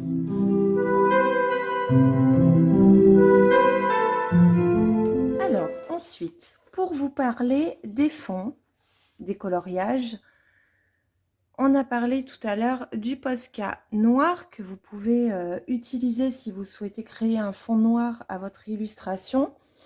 Mais vous n'êtes pas forcément obligé de partir sur cette idée. Donc moi, ce que je vous conseille, en premier lieu, la toute première chose, je trouve qu'il faut avoir, ce sont des pastels secs. Pourquoi? Parce que c'est quelque chose qu'on peut utiliser de manière très très simple. Donc là, je ne vais pas vous faire une démo parce que beaucoup d'entre vous les connaissent et puis vous avez tout un tas déjà de vidéos existantes. Donc moi, celle-ci, c'est celle que je possède depuis le début. Qui se présente donc sous la forme de stick. Donc moi j'ai un package Faber-Castell de 48, mais il en existe bien des, je crois qu'il y a un format un peu plus important. Vous voyez, ça se présente comme ça. Vous venez gratter votre pastel avec une petite lame. Soit directement sur votre papier, soit sur un support à côté, vous venez tapoter avec du coton pour étaler les pigments de votre pastel. Pour moi, c'est vraiment un incontournable, un indispensable à la réalisation donc, de vos fonds. Donc là, je vous montre la boîte de Faber-Castell. Donc là, il y en a 48. J'en ai une autre gamme que je vais vous montrer, qui est aussi vraiment très bien et très pigmentée. Ça, j'y rangerai après. Voilà, ce sont les pastels secs toujours, mais de la marque Galerie. Donc là aussi, vous en avez 48, mais vous voyez que la boîte est bien plus grande parce que cette fois-ci, vous allez avoir des pastels beaucoup plus gros, beaucoup plus importants. J'adore cette boîte. Elle est super. Les pigments sont vraiment magnifiques. La marque Galerie, je trouve, propose dans ce type de médium des choses vraiment très très belles. Je sais qu'ils font également les pastels à l'huile. Après, on va en parler des pastels à l'huile, mais moi, c'est quelque chose que j'utilise très très peu. C'est pas un truc qui m'intéresse beaucoup, donc je me contente de ce que j'ai. Mais voilà, cette marque Galerie est vraiment super. Donc si vous voulez aussi essayer les pastels à l'huile dans cette gamme, n'hésitez pas. Pour les pastels secs, en tout cas, ils sont vraiment superbes. Donc, voici pour les pastels secs sous forme de stick. Ce que je vous disais, vous avez aussi les pastels à l'huile qui sont bien sûr beaucoup plus gras. Donc là, moi, je possède une gamme, mais qui est vraiment très, très onéreuse que j'avais acheté à Cultura. Donc, il y en a 24 dedans. Je les utilise quasiment jamais, mais du coup, effectivement, quand je m'en sers, c'est pas pour des grandes surfaces et puis c'est exceptionnel. Donc, je suis partie sur des pastels à l'huile de très très bonne qualité. Donc la marque Sennelier, on n'a pas besoin d'en parler, c'est vraiment une très très grande marque dans le champ des beaux-arts, puisque la mine est extrêmement moelleuse et les teintes sont juste incroyables. Ceci étant, encore une fois, pour faire vos fonds, etc., vous n'êtes pas du tout obligé d'investir dans une gamme comme ça. Vous pouvez trouver des gammes de pastels à l'huile chez Mungyo, je crois, qui est très très bien. Faber-Castell, elles sont un petit peu moins réputées, peut-être sont-elles un petit peu moins pigmentées. Je ne vous en dirai pas plus puisque je ne les possède pas, donc j'ai pas pu faire de comparatif. Mais voilà, les pastels à l'huile peuvent aussi vous permettre de faire des fonds très intéressants sans que ce soit très compliqué. Mais il vous faut une base pour vos fonds, ça c'est certain, parce que si vous vous dites que vous allez faire vos fonds au crayon de couleur, ça va être une galère sans nom. C'est toujours très compliqué d'emblée, quand on commence, de faire un fond entier au crayon de couleur. Par la surface, par les marques que vous risquez à faire, ou alors vous allez beaucoup utiliser, parce qu'on s'est dit tout à l'heure, c'est-à-dire de l'essence sans odeur, etc. Mais en termes de dégradé et de jonction de couleurs, malgré tout, vous allez perdre en qualité. Donc, autant partir sur des pastels secs, voilà, de ce type qui coûtent vraiment pas cher, ou des pastels à l'huile, où vous pourrez vraiment décliner des fonds à l'infini et qui seront juste magnifiques. Moi, je possède en plus, pour ce qui est des pastels secs, plutôt les pannes pastels, mais là, on est sur un matériel qui est déjà beaucoup plus onéreux, puisque selon les sites où vous allez les chercher, vous allez tourner entre 7 et 9 euros le pan pastel. Donc, je peux vous en montrer, un plateau, si... voilà, mais je pense que vous en avez déjà vu. Voilà, ça se présente comme ça, ce sont des pads et pareil, vous venez ou avec un coton ou avec un applicateur, avec un embout mousse, chercher vos teintes. Donc bien sûr, ils sont très très chers, mais alors par contre, vous en avez pour toute votre vie avant de pouvoir les utiliser. Donc moi là, ils sont sur une très très grande palette. J'ai laissé des couvercles pour les derniers arrivés parce qu'il faut que je les ajoute sur mon nuancier. Je voulais pas passer du temps en fait à chercher, donc voilà.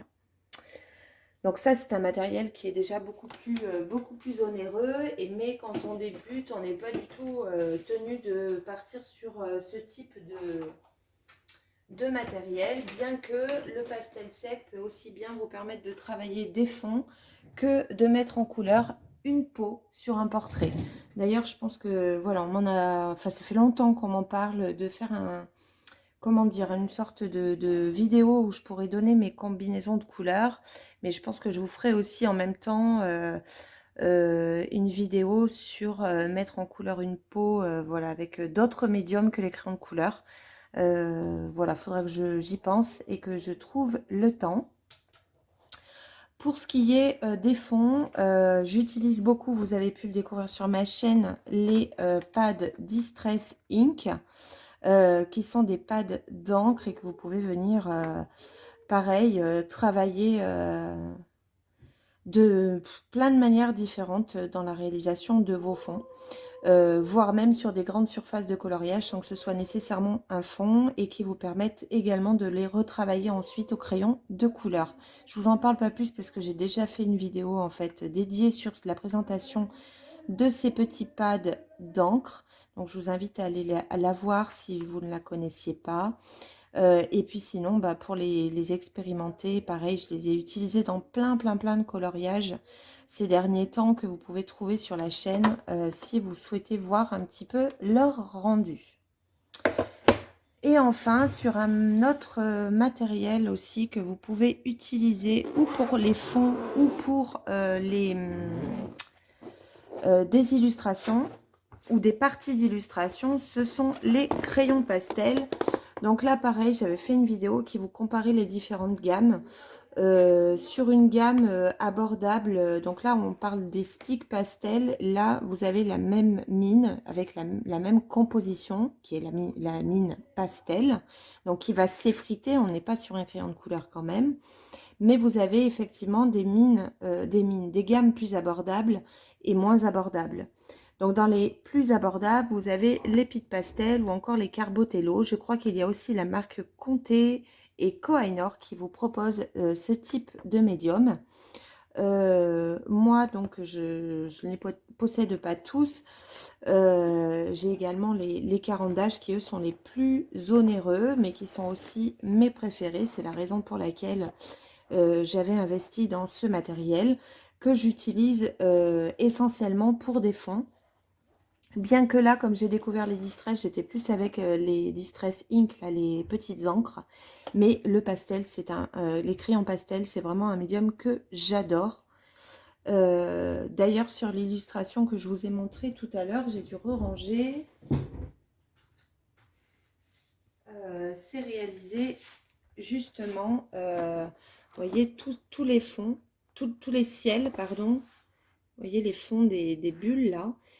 C'est tout réalisé au crayon pastel.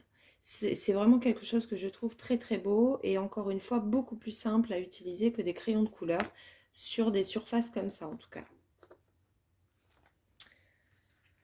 Donc voici ce que je pouvais vous dire du matériel que j'utilise pour les fonds, en tout cas le matériel sec. Mais il y a également, alors je vais essayer de refermer au fur et à mesure les trousses.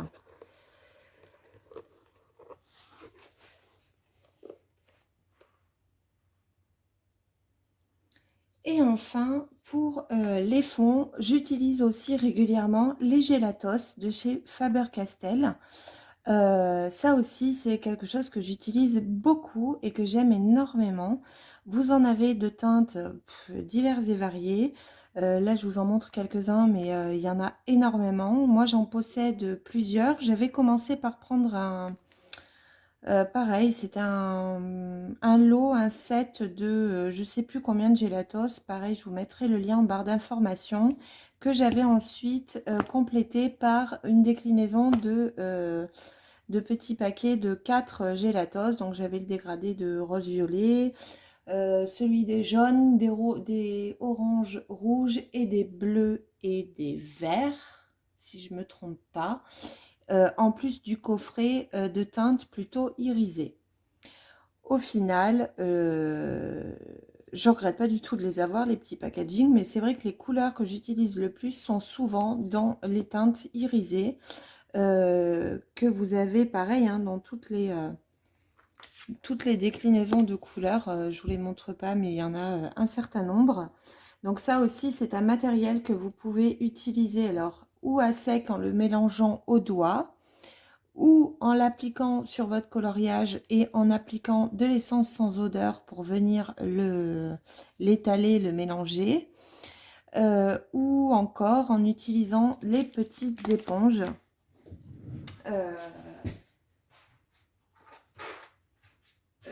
que vous devez connaître par cœur depuis le temps que j'en parle si vous suivez la chaîne, qui sont des petites éponges au doigt. Très pratique pour l'application des Gelatos, mais également de tout ce qui est pastel. Je sais qu'il y en a qui les utilisent pour les encres, etc. Pareil, je vous ai fait un petit tuto sur réaliser des fonds simples au Gelatos. Donc, je vous inviterai à aller regarder en barre d'informations. Je vous mettrai le lien également de cette vidéo. Et pour la dernière partie, nous allons parler des aquarelles parce qu'effectivement, vous pouvez aussi avoir envie, quand vous démarrez le coloriage, être plus attiré par des techniques sèches ou des techniques, on va dire, aquarelles, travailler dans l'humide, comme on dit, ou simplement vouloir travailler des fonds seulement à l'aquarelle parce que vous avez vu passer des coloriages qui étaient magnifiques sur toutes les chaînes ou tous les groupes Facebook dans lesquels vous pouvez être abonné, parce qu'il y a vraiment des merveilles dans ce que les personnes postent. Et quand généralement c'est ça qui nous donne envie, en tout cas pour moi c'est comme ça que j'ai découvert au fur et à mesure l'envie de tester tel ou tel matériel, c'est en découvrant les mises en couleur des autres, bien sûr. Donc on passe à cette dernière partie.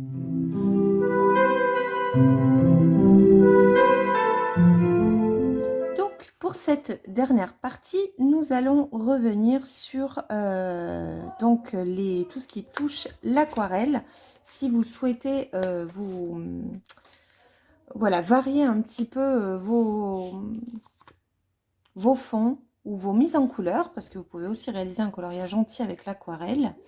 Donc, il existe plusieurs formats d'aquarelle. Tout d'abord, je vais vous parler si je trouve le nuancier des Neocolor 2. Je ne sais pas si vous voyez bien, je vais peut-être dézoomer un petit peu plus, voilà.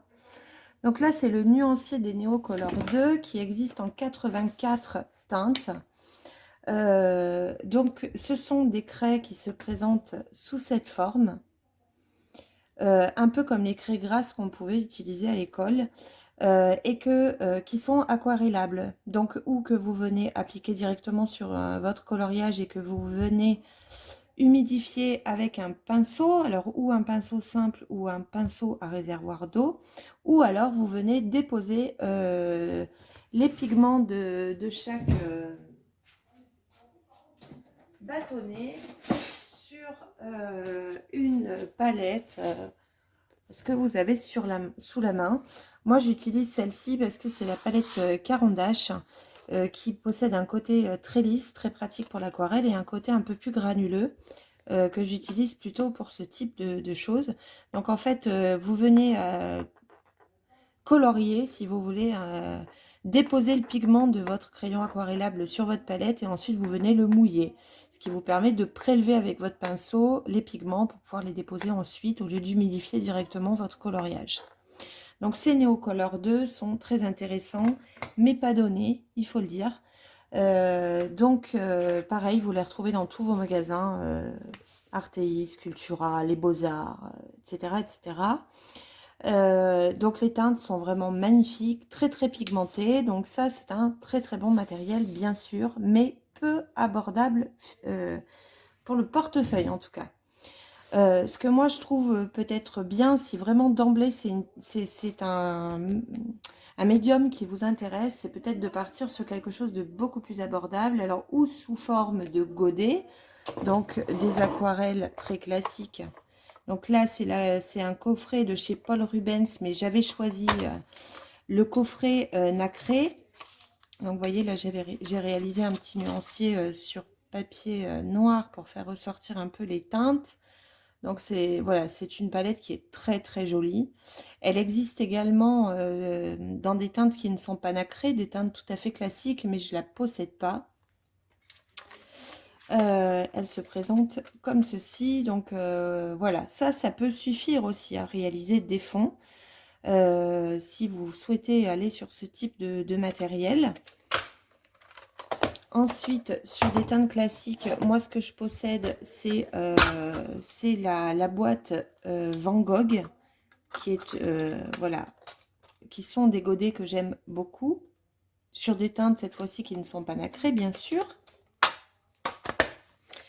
Mais si vous voulez expérimenter un petit peu, peut-être que vous allez choisir des crayons aquarellables, parce que ça, on en entend pas mal parler quand on commence le coloriage. Donc pour ça, il en existe différentes gammes. Je dirais que la gamme peut-être la plus abordable, ça va être la gamme des Arteza, qui existent en crayon aquarellable. Donc là, ils ne sont pas aquarellés, mais ils sont aquarellables. Donc là, c'est la gamme à sec que vous pouvez aquareller. Donc vous voyez que là, la déclinaison des nuances, elle est hyper importante. Les pigments sont quand même très très beaux. Donc là, vous avez 120 teintes. Donc autant vous dire qu'il y a quand même de quoi faire de très jolies choses. Ensuite, sur des teintes plus uniques, j'ai envie de dire, vous allez avoir les Derwent Inktense, là aussi très connus, où là, vous allez vraiment avoir des déclinaisons de couleurs beaucoup plus particulières. À savoir que là, ce sont des crayons qui sont à base d'encre. Donc, il y a une intensité des pigments que vous n'allez pas forcément retrouver dans des crayons classiques. Vous voyez, ça se présente, je ne vais pas sortir les crayons, mais ça se présente comme ça. L'avantage des crayons aquarellables, c'est qu'il va vous falloir très très très longtemps avant de les user, puisque vous n'avez besoin que de très très peu de pigments pour apporter quelque chose de très très beau à un coloriage. Donc vous les taillez quasiment jamais. Donc on va dire que là, c'est plus un investissement sur du long terme. Mais voilà, ensuite, moi je possède les Faber-Castell et on est sur des teintes beaucoup plus douces que les Derwent Inktense. Donc voilà, sur un incontournable, je dirais que là encore, ça va dépendre de votre budget. Le plus cher, ça va être l'Inktense, mais on va avoir des teintes beaucoup plus fortes. Et sur des teintes plus classiques, je pense que si vous ne coloriez pas beaucoup avec les crayons aquarellables, très sincèrement, les Arteza 120 suffisent largement, en tout cas pour débuter. Si après, bien sûr, ça devient quelque chose qui fait partie de, comment dire, de vos habitudes de coloriage, à ce moment-là, vous pourrez effectivement essayer de miser sur des gammes peut-être plus intéressantes et de meilleure qualité. Mais encore une fois, là, on est sur quelque chose qui est du matériel de base, selon ce que vous souhaitez faire, bien sûr. Moi, j'ai une petite préférence en dehors des Inktense pour l'utilisation de l'aquarelle en godet, mais ça encore, c'est une histoire de goût personnel. Il existe également des feutres aquarellables. Je vous en prends une petite poignée de chaque. Donc, vous avez les feutres Arteza aquarellables que j'ai depuis super longtemps, depuis quasiment le début, qui sont des points de pinceau qui sont absolument magnifiques. Donc là, donc je vous le disais, ils sont aquarellables donc à base d'eau. Donc vous pouvez ou les appliquer directement avec leur mine pinceau sur une feuille. Je ne sais pas si j'ai gardé la feuille de tout à l'heure. Ici, par exemple, je peux vous montrer. Donc vous voyez, la mine est d'une légèreté. C'est super agréable. Voilà. Sinon, vous pouvez encore une fois venir déposer votre matière sur une palette et venir prélever avec un pinceau pour ensuite venir le retravailler sur votre coloriage. Donc moi là, les Arteza, je ne sais plus le paquet, je crois qu'il y en avait 96. Donc il y a toutes les nuances possibles. Ce sont des feutres que j'adore. Donc là, moi, je viens que de me lancer dans tout ce qui est aquarellable. Donc bien que ça, je l'avais pris dès le départ. Parce qu'au début, on a envie d'essayer plein de choses. Donc on prend un petit peu et puis on commence à se trouver. On se perfectionne sur une seule chose. Puis ensuite, on passe à un autre matériel. On voit si ça nous plaît ou pas. Donc ça prend du temps.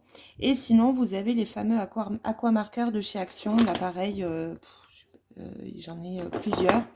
Donc, c'est exactement le même principe, mais au lieu d'avoir une mine pinceau, vous allez avoir d'un côté une mine fine et de l'autre une mine brush. Par contre, là, moi, je les aime pas trop, ces aquamarqueurs, parce que ils étaient très inégaux, finalement, dans la qualité des lots. Il y en avait qui étaient secs, d'autres qui marchaient moyen, d'autres qui marchaient bien, selon même la mine, selon la teinte. Donc voilà, c'est pas des crayons que j'aime du tout. Ceci, c'est voilà. Et là, voilà, je suis tombée sur un qui marche bien et qui se trouve être très pigmenté. Après, faut bien tomber, mais en termes de prix, là, c'est imbattable. Vous avez quand même pas mal de couleurs aussi qui vous sont proposées. Donc, c'est plutôt intéressant. Je ne vous parlerai pas forcément des marqueurs à alcool, parce que j'en ai, je ne les ai pas encore expérimentés, qui viennent de chez Action. J'ai également quelques... comment ils s'appellent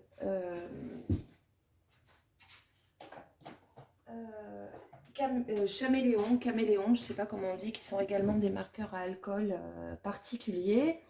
Que j'ai pas utilisé dans des coloriages, donc je vous en parlerai pas parce que c'est pas mon univers, en tout cas pour le moment, et puis je saurais pas trop vous décrire leur utilisation au quotidien dans vos illustrations, mais voilà, ça fait partie des matériels qui peuvent vous intéresser bien sûr. Donc là on était sur la partie aquarellable pour vos fonds ou pour les mises en couleur qui peuvent vous inspirer.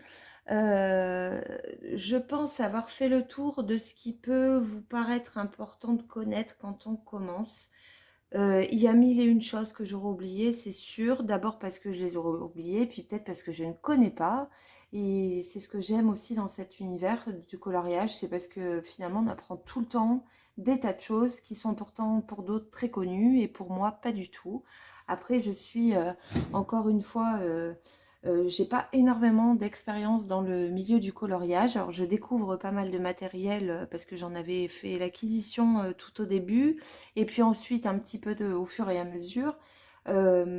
Mais voilà, je ne suis pas l'experte en titre de tout ce qui est matériel.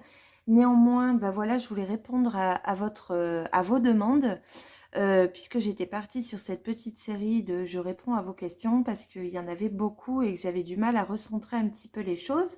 Donc je vous avais proposé la dernière fois pour commencer la présentation de mes crayons de couleur parce que c'est la question qui revenait le plus.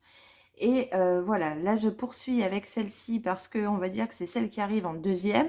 Voilà, quel matériel je pourrais conseiller, alors ou quand on débute, ou pour réaliser des fonds, et ainsi de suite. Donc là, je trouvais ça peut-être plus simple de réunir l'ensemble de ces petites informations sur une seule vidéo en espérant qu'elles vous conviennent. Encore une fois, je prétends pas faire le tour de tout ce qui se fait, de tout ce qui est bien. Je vous dis juste que moi j'ai découvert au début et au fil du temps, qu'est-ce que je peux retenir des différentes choses que j'ai pu essayer. Donc voici pour cette vidéo, j'espère qu'elle vous aura plu.